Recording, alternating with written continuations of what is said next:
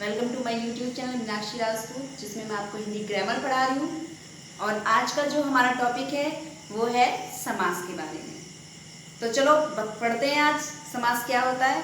पहले मैं समास का विग्रह करके बताती हूँ कि समास हमारा दो शब्दों से मिलकर बना है। सम प्लस में आस।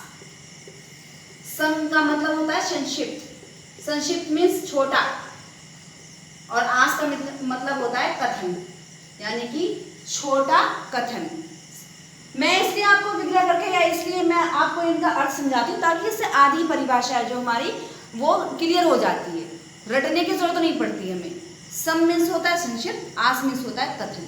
तो हमारी क्या परिभाषा बन गई, वो दो या दो से अधिक शब्द मिलकर जब सार्थक शब्द बनाते हैं, है ना, तो उसे क्या कह देते हैं, हम समास कह देते हैं। दो या दो से अधिक शब्दों से मिलकर जो सार्थक शब्द बनता है उसे हम समास कह देते हैं। ये हमारा समास की जो हमारी समास की डेफिनेशन हो गई।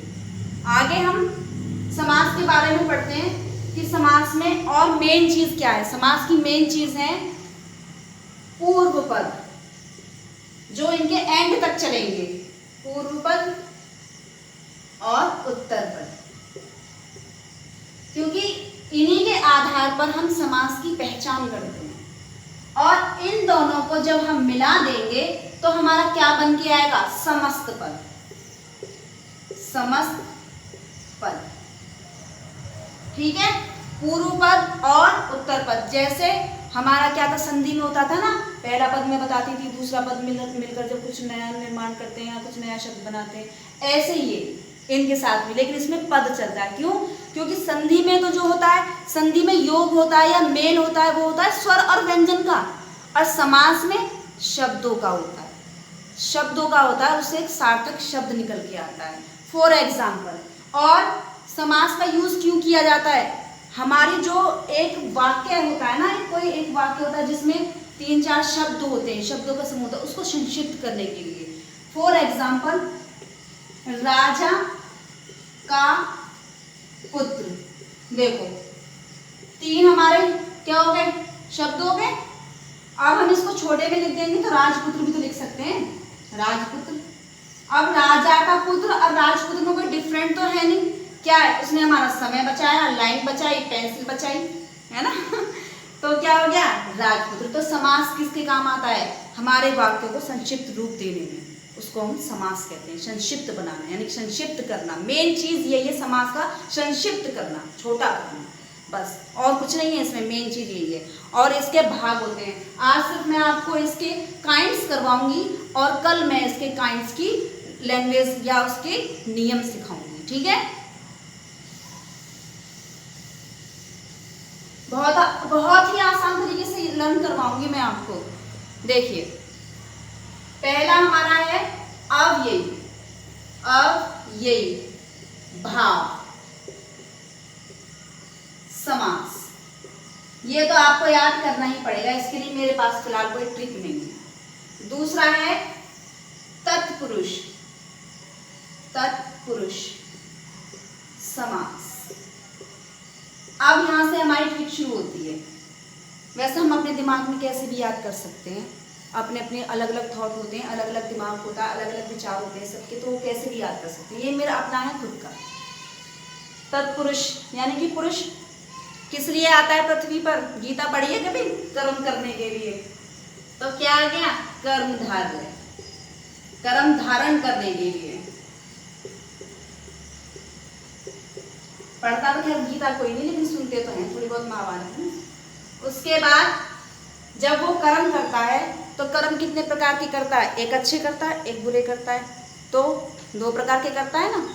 तो किस में बांट दिया हमने, द्विगु में। द्वि मीन्स क्या होता है, 2। गु मीन्स गुण, मतलब कि मना सकते हो ना, 2 गुण, तो क्या हो गया, द्विगु समास। इतना लर्न हो जाएगा आराम से। फिर उसके बाद जब वो 2 तरीके के कर्म करता है तो उसमें क्या होती है, द्वंद्व होता है, लड़ाई होती है, द्वंद्व कहते हैं ना, द्वंद्व युद्ध, यानी कि 2 के बीच में, सिर्फ 2 के बीच में द्वंद्व समास। और सबसे लास्ट में जब इसका क्या निकलता है, परिणाम निकलता है, तो बहु यानी कि बहुव्रीहि समास, यानी कि बहुत सारे परिणाम निकलते हैं, अच्छे भी, नेगेटिव भी, पॉजिटिव भी। ये मैं ट्रिक बता रही हूँ। बहुव्रीहि समास,